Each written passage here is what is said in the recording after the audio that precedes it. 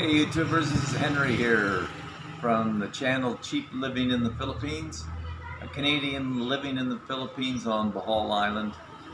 Just wanted to talk today a little bit about the different visas that they have here. That's information that you're going to need as a foreigner when you come to visit the Philippines for the first time, or you decide to come to live here. So the main type of visa that most people are going to go for is a visitor's visa, which is a 9A, I believe. It's on their website, immigration.gov.ph. I'll put a link here in the video. But, you know, from most countries, you get a free stay here for 29 days. And then you can get an extension right at the airport by paying somewhere around 3,000 pesos for an extra 30 days, which is a good thing to do because it saves you, if you're going to stay longer than the 29 days, because it saves you from going to the immigration office right away. Now, beyond 59 days, you can apply for an extension, and you can do that at the main Bureau of Immigration office in your local municipality.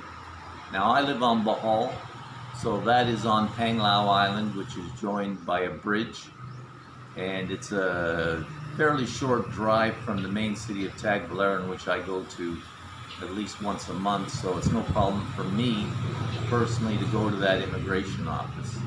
Now, when I go there, the fees for the first 2 months that you extend, the fees are about 3,000 pesos.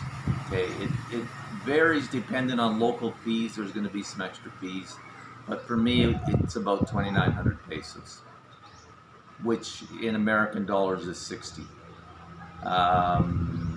For Europeans, you're going to have to do the conversion yourself. I can't do all the different currency conversions. But the next one is going to cost you more for one of the reasons being what's called an ACR card. So that's an alien certificate of registration, which I have an example of here. So that's a $50 fee, which converts to 2,500 pesos. So your second renewal is going to cost you somewhere around 8,000 pesos altogether, because there's other additional charges too, which you can see detailed on the website.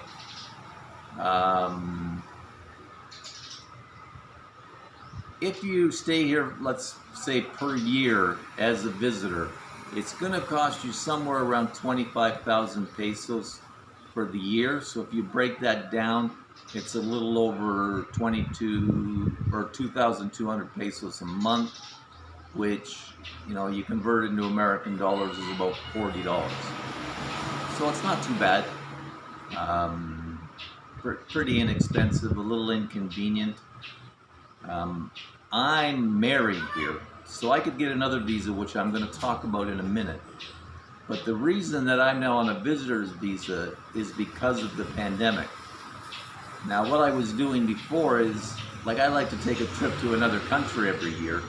So my wife and I, we went to Singapore, Malaysia, went into Thailand, and, you know, we took a trip for about a month, came back here. And when you do that, because my wife's a Philippine citizen, I get what's called a balikbayan visa, which is a returning Filipino. That's what balikbayan means. And that's for good for 1 year. So then the next year we went to Macau and had a lovely little 3-day vacation there, and then came back and got the balikbayan there again. So for the same fee that I would pay here, probably a little bit less, I'm getting a trip. So that's what I've been doing. But I can also apply for what's called a 13A, which is a marriage visa here. And if I do the paperwork myself and go to the office in Cebu, I think it costs me about 18,000 pesos. I have a couple of friends that have done it, and some of them have done it through agencies, which is going to cost you double the amount, but no hassle.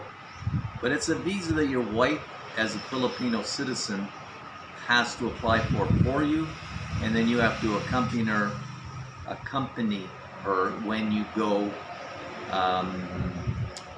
for the actual visa. So that's another way.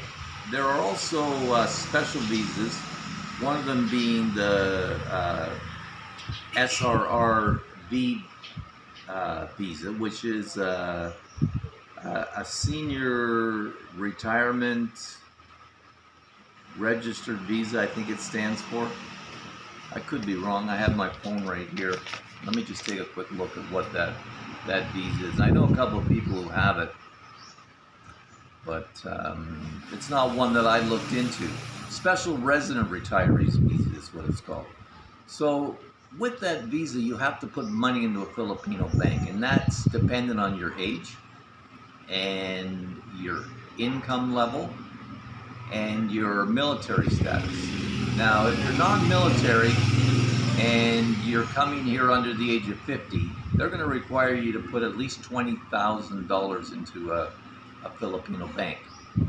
But if you're retirement age over 60 and you can show an income of at least 800 American dollars a month, you only have to put in $10,000. Now, if you're military, you can do it for $2,000. So, you know, it varies. It's something that you have to really look into and inquire about, but that's the general guideline. Now, that money can be converted into an investment, and the most popular form of investment is a condominium. Because here in the Philippines, as a foreigner, you can't own land. You can put land in your wife's name or in another Filipino's name, a girlfriend that you trust, and then do a special power of attorney, but you can't actually own land. But a condominium is different because you really only own the space within the condominium, not any land. So you can use that money for an investment into a condo or a business, and that gets into more detail that we won't go into right now. But, you know, you can certainly look into. So again, you know, the most common is the 9A, and that's the visitor's visa. Most of my friends here are on a visitor's visa, and that's what you're going to do when you first come here. You know, people are coming here for different reasons. You know, a place to retire, that they just want to live alone, quiet little place. You know, that's perfect. If you're coming here to get married, of course, you're going to look into the 13A visa or do the balikbayan, which is traveling out and coming back into the country and getting stamped for a year. So, you know, there's different options, and you'll look into them all.